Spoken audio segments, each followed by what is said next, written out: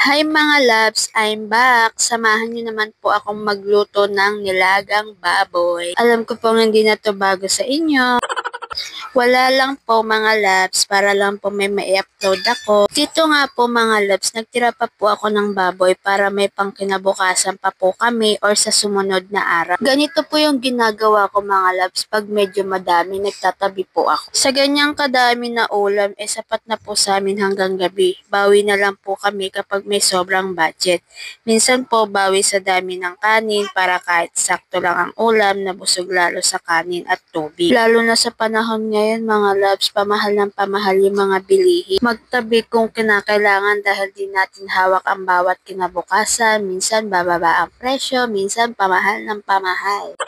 Aminin niyo man po o hindi lang po ako nakakaranas ng 1K lang sa isang araw, ubos na dahil sa kamahalan ng bilihin. Kaya sa mga anak ko, ituturo ko din sa kanila yung mga ganitong bagay para pagdating ng panahon ay handa sila. Pasensya na mga loves, eto na naman ako sa kadaldalan ko. Para nga naman mga loves, hindi puro about lang sa recipe yung sinasabi ko.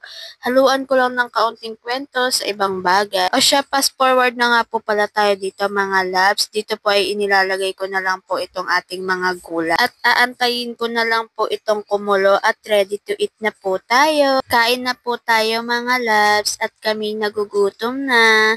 Naghanda na din pala yung partner ko ng pangmalakasang patis na may kalamansi at labuyo. Kain all po. Thank you for watching.